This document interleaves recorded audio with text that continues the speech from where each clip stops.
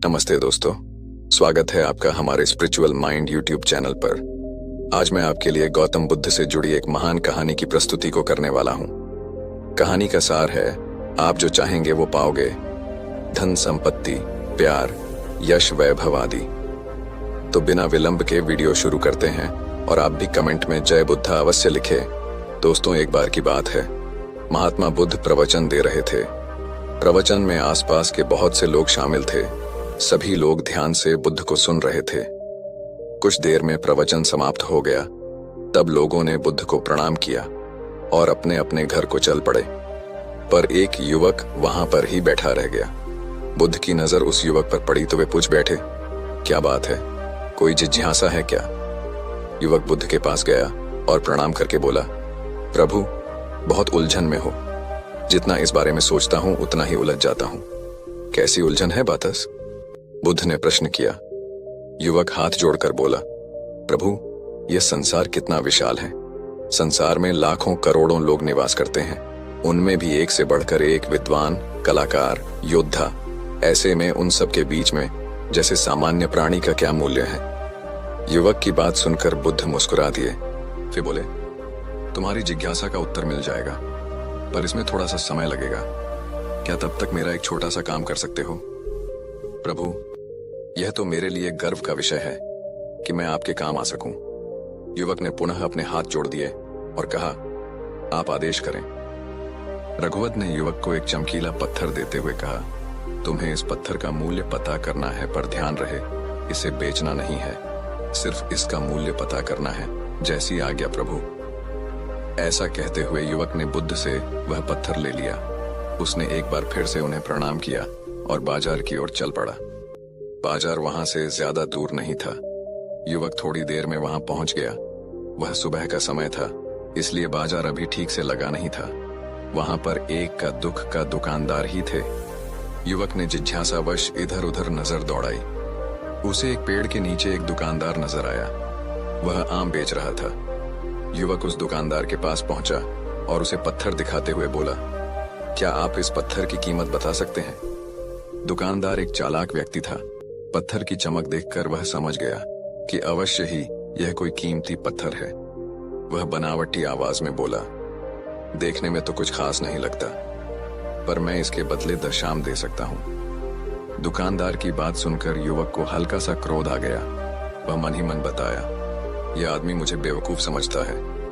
इतना सुंदर पत्थर और इसका मूल्य सिर्फ दशा, अवश्य ही यह झूठ बोल रहा है। युवक को चुप देखकर दुकानदार बोल उठा, क्या कहते हो, निकालूं? आम। पर युवक ने दुकानदार को कोई जवाब नहीं दिया। मैं चुपचाप आगे बढ़ गया। सामने एक सब्जी वाला अपनी दुकान सजा रहा था। युवक उसके पास पहुंचा और उसे पत्थर दिखाते हुए उसका मूल्य पूछा। उस पत्थर को देखकर सब्जी वाले की आंखें खुशी से चमक उठी। वह मन ही मन सोचने लगा, ये पत्थर तो बहुत कीमती जान पड़ता है। अगर यह मुझे मिल जाए तो मजा ही आ जाए। क्या हुआ भाई, कहाँ खो गए? युवक ने दुकानदार की तंद्रा थोड़ी सब्जी वाला चौंकता हुआ बोला, कुछ नहीं, कुछ नहीं, मैं तो बस मन ही मन इसकी कीमत की गणना कर रहा था। वैसे मैं इस पत्थर के बदले एक बोरी आलू दे सकता हूँ। सब्जी वाले के चेहरे की कुटिलता देखकर युवक समझ गया कि यह दुकानदार भी मुझे मूर्ख बना रहा है। मुझे किसी और से इसका मूल्य पता करना चाहिए। यह सोचता हुआ युवक आगे बढ़ गया। दुकानदार ने युवक को पीछे से आवाज लगाई, क्या हुआ भाई? अगर आपको यह मूल्य कम लग रहा है तो बताएं तो सही, मैं इसे बढ़ा दूंगा। पर युवक ने उसकी बात पर ध्यान नहीं दिया। वह अब इधर उधर किसी ऐसे व्यक्ति को खोजने लगा जो जानकार हो और उस पत्थर की सही मूल्य बता सके। युवक को लग रहा था कि अवश्य ही यह कोई कीमती पत्थर है। शायद कोई जौहरी इसका सही मूल्य बता सके। यह सोचता हुआ युवक एक जौहरी की दुकान पर पहुंचा। जौहरी अपनी दुकान को अभी खोल ही रहा था। उसने युवक को अपनी दुकान की ओर आते हुए दूर से देख लिया था। साथ ही उसने युवक का हुलिया देखकर यह भी भांप लिया था कि यह कोई गरीब व्यक्ति है जो संभवत कोई गहना बेचने आया होगा। जौहरी ने हाथ जोड़कर युवक को नमस्कार किया और मुस्कुराकर पूछा, बताएं महोदय, मैं आपकी क्या सेवा कर सकता हूँ? युवक ने बुद्ध का दिया पत्थर अपनी हथेली पर रख दिया और बोला, इसका मूल्य पता करना था।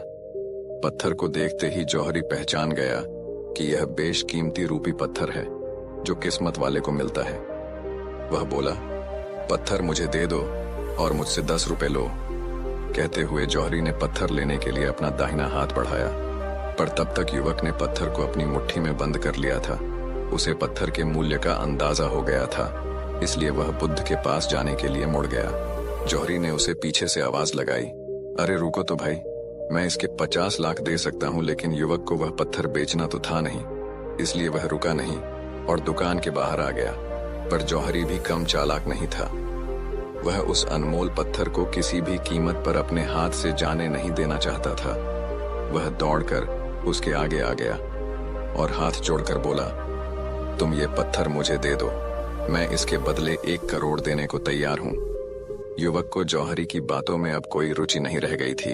वह जल्द से जल्द बुद्ध के पास पहुंच जाना चाहता था, इसलिए ना तो वह रुका और ना ही उसने जौहरी की बात का कोई जवाब दिया। वह तेज तेज कदमों से बुद्ध के आश्रम की ओर चल पड़ा।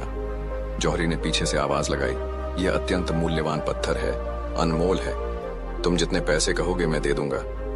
यह सुनकर वह युवक परेशान हो गया। उसे लगा कि कहीं पत्थर के लालच में जौहरी उसे पकड़कर जबरदस्ती न करने लगे, इसलिए वह तेजी से आश्रम की ओर दौड़ पड़ा। युवक जब बुद्ध के पास पहुंचा तो वह बुरी तरह से हाँफ रहा था। उसे देखकर बुद्ध मुस्कुरा दिए, फिर भी उन्होंने अपने चेहरे से कुछ भी जाहिर नहीं होने दिया। वे बोले, क्या बात है वत्स, तुम कुछ डरे हुए से लग रहे हो। युवक ने बुद्ध को प्रणाम किया और सारी बात सुनाई। साथ ही उसने वह पत्थर भी उन्हें वापस कर दिया।